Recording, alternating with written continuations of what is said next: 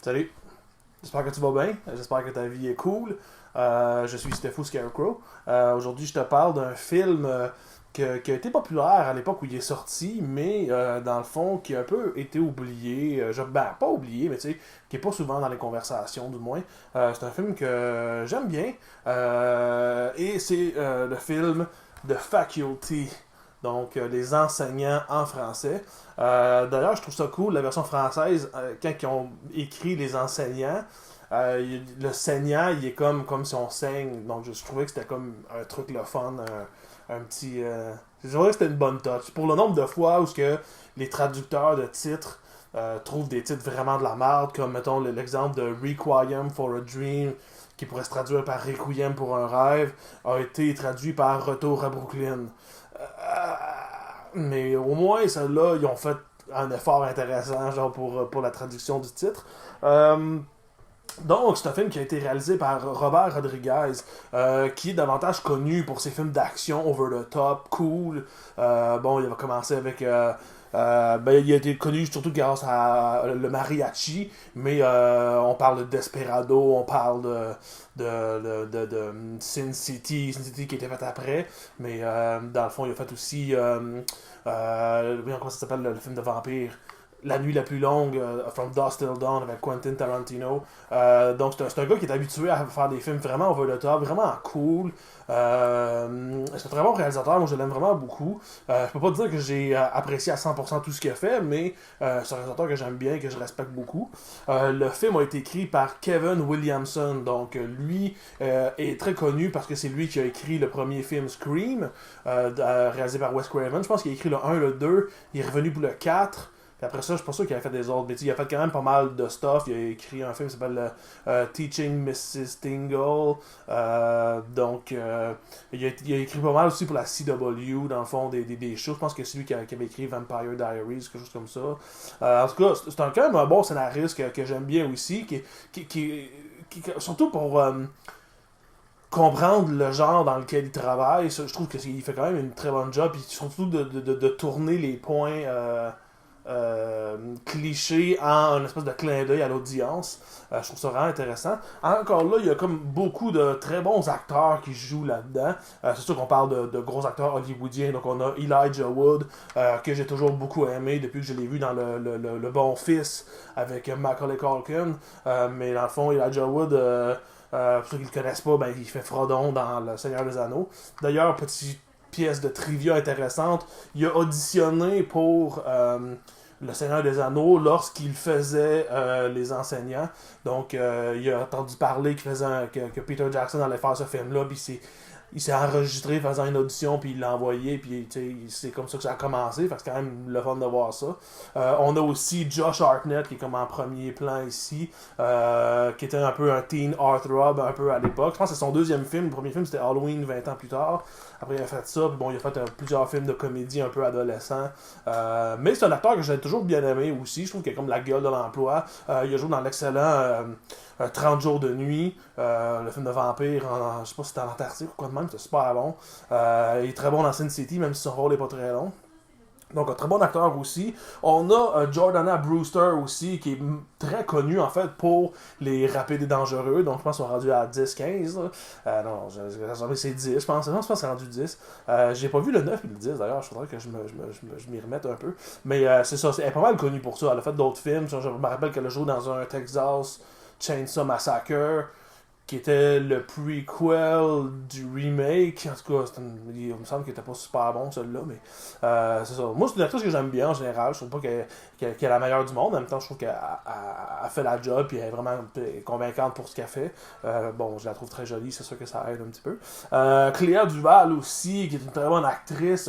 Moi, j'ai surtout vu dans Ghost of Mars de John Carpenter, mais je sais qu'elle a fait d'autres films. Je suis moins familier un peu avec les films qu'elle a fait, mais je sais que c'est une très bonne actrice dans ce film-là, elle est très bonne. On a aussi des prestations de Robert Patrick, qui était le méchant Terminator dans Terminator 2, le métal liquide.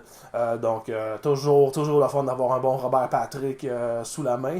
Famke Janssen aussi, qui fait Elle a joué dans GoldenEye de James Bond, mais elle a aussi fait Jean Grey dans les X-Men. Donc, tu sais, on a quand même. Puis là, c'est comme j'en ai nommé quand même pas mal, mais il y a quand même d'autres caméos aussi, pis d'autres personnes connues Piper Laurie, genre qui joue dans Twin Peaks. Fait que c'est quand même un super bon cast. Salma Hayek a joué dedans aussi. Fait que, on voit que c'est comme vraiment intense. Un truc qui est le fun, c'est quand on est familier avec les films de Robert Rodriguez, c'est qu'on voit qu'il emploie souvent le même monde, puis il reprend pour faire d'autres films, donc c'est toujours intéressant de voir ça aussi.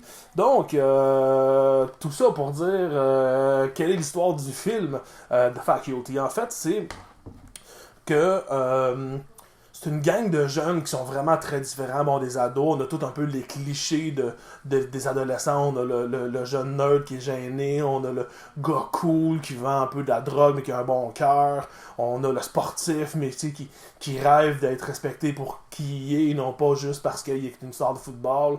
On a la cheerleader qui est comme superficielle. Donc on a tout un peu ce genre de clichés-là de films d'adolescents. Et en fond, c'est qu'ils se rendent compte qu'il y a une espèce de race extraterrestre qui est en train de prendre contrôle de l'école. Dans le fond, ils remarquent que les enseignants commencent à agir bizarrement, puis il y a des trucs un peu louches, puis à un moment donné, les élèves commencent à être un peu bizarres aussi. Donc, c'est vraiment le combat de ces adolescents-là pour empêcher le contrôle de la planète par les extraterrestres. Donc c'est à peu près ça l'histoire, c'est rien de très compliqué. Même le film en fait se base beaucoup sur les Invasion of the Body Snatchers qui a été fait. Il y en a quand même beaucoup qui a été fait. Je pense que le premier c'était quoi? C'était en des années 50, après il y en a eu dans les années 70, il y en a eu dans les années 90. Les années 2000 aussi, fait, c'est comme Body Snatcher, c'est comme une grosse série. Dans le film, j'avoue que j'étais pas au courant de ça, mais dans le film, il parle de Invasion of the Body Snatchers d'ailleurs, parce que la jeune Cléa Duval qu'on voit ici, elle c'est un peu la gothique, un peu freak, qui lit des science-fiction, puis elle connaît un peu la culture, fait que c'est comme elle qui peut aider pas mal au niveau des règles un peu de la science-fiction. Un peu comme dans Frisson, tu sais, qu'il y avait des règles au niveau des films d'horreur. Donc c'est un peu le même principe de déconstruction du genre, si on peut dire. Mais c'est ça, il parle de Invasion of the Body Snatchers qui serait un genre de rip-off, comment je peux dire un rip-off en français, qui a comme copié, plagiarisé un livre qui s'appelle Puppet Master de Robert Heinlein, que je ne connais pas dans le fond, fait que j'avoue que ma connaissance de science-fiction au niveau littéraire est relativement mince, mais c'est intéressant. Il y a aussi beaucoup de clins d'œil au film The Thing de John Carpenter, particulièrement une scène où ils ont appris peut-être à comment dealer avec ces extraterrestres-là, mais dans le fond, personne ne se fait confiance parce que personne ne sait si l'un ou l'autre est un extraterrestre. Donc, l'espèce de truc de confiance entre les gens, on ne sait pas qui est The Thing, on ne sait pas qui est les extraterrestres. Donc, c'est intéressant pour ça, c'est le fun. C'est sûr que des fois, ça fait en sorte que on a déjà vu un peu toutes les références que ce film-là apporte. Fait au point de vue originalité, c'est un peu un genre de truc, un peu comme Quentin Tarantino il fait, où il prend plein de trucs de plein de films, puis il les met ensemble, puis le fait que le film est original, mais en même temps est copié sur plein d'autres affaires, mais le fait de les mettre ensemble fait que c'est original.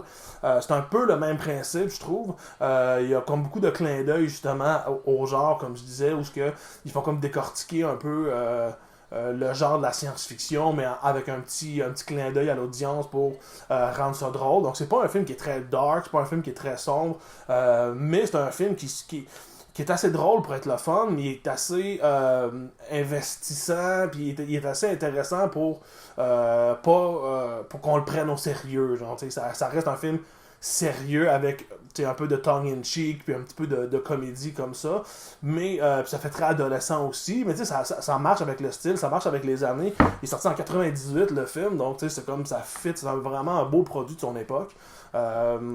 Donc, c'est un film que je recommande. C'est sûr que quand je l'ai vu, moi je l'avais vu au cinéma à l'époque où il était sorti, j'avais beaucoup aimé ça, je l'ai réécouté plusieurs fois. Puis là, je peux être honnête, ça faisait des années que je l'avais pas vu. Puis là, je l'ai réécouté hier soir. Puis, selon moi, c'est aussi bon.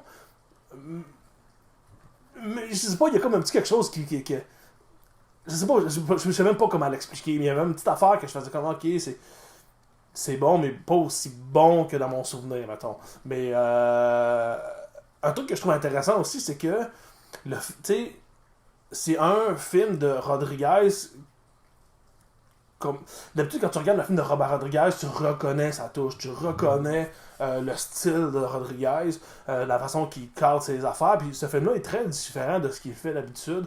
On voit vraiment que c'est un peu une job de director to hire, dans le fond, qui a été juste engagé pour faire ça dans un cadre bien précis, alors que les trucs intéressants dans le cinéma de Rodriguez, c'est plus justement qui défait les cadres, puis qui il va over the top, puis qui il se fout pas mal. Et des fois, il se fout quasiment de la narration du film pour juste faire des trucs cool. Puis en même temps, ça rend un peu son cinéma attachant. Moi, je trouve ça rend son cinéma attachant pour ça. Alors que ce film-là, il est comme très codé, il est très dans la norme, il n'y a pas grand-chose qui se dépasse, mais il y a comme quelques scènes qu'on voit que c'est la coolitude de Rodriguez. Je pense qu'une de ses forces, c'est de rendre ses personnages cool. Dans le film, ça marche. Encore là, une fois, une des passes les plus cool, je pense, c'est que, tu sais, à un moment donné, on a les espèces pour le coupe-papier, là, qu'on met un papier, puis il y a comme une lame, là, que tu peux couper ça, ben là, le personnage de Josh Hartnett fait comme prendre ça, puis le défaire pour l'utiliser comme une arme, puis la shot est comme filmée un peu en contre-plongée, puis c'est comme au ralenti, puis c'est fucking cool, là. Une des forces de Rodriguez, je trouve c'est vraiment ça, c'est vraiment de rendre une action, genre, tellement fucking cool. Fait que tu sais, il y a comme une coupe de points de même qu'on fait, ah ok, je reconnais son cinéma, mais généralement, c'est ça, c'est vraiment plus structurel, narratif, hollywoodien, mais il est quand même assez tongue-in-cheek pour être le fun à regarder, puis c'est un film que je trouve le fun, c'est un film que certains effets ont mal vieilli, mais ils ont quand même fait beaucoup d'effets en CGI, comme on voit, mettons, une créature extraterrestre, ben des fois quand elle se déplace, on voit un peu que c'est comme effet ordinateur. Mais reste que maintenant, quand tu vois, mettons, la créature faire de quoi, ben, ça fait comme, quand elle est plus en place, mais on voit que c'est comme une genre de grosse popette, mais tu sais, c'est quand même vraiment très très très bien fait. Donc, c'est sûr que je dirais qu'au niveau de la fin, c'est un peu prévisible. Encore là, ça reste vraiment dans les normes.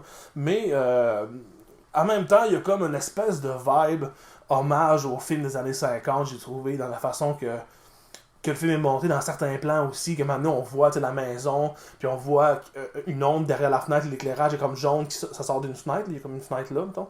L'éclairage est jaune, puis on voit juste la silhouette d'une femme, puis elle ferme les rideaux. Il y a comme une coupe de shots de même, puis au niveau de structure narrative aussi, ça fait un peu années 50. Donc on peut encore là parler de Invasion of the Body Snatchers, qui est un peu dans ce genre-là, bien évidemment. Donc, ouais, c'est un film que je recommande. Ça vaut la peine de regarder. Je sais pas si la version française est comme encore disponible. Souvent, les DVD, maintenant, maintenant. Surtout à l'époque qu'il faisait, à cette heure, ça chute de plus en plus. Mais apprenez l'anglais, écoutez. Dis de même. Mais non, sérieux, ça vaut la peine. Fait que sur ces belles paroles, je te dis rock'n'roll.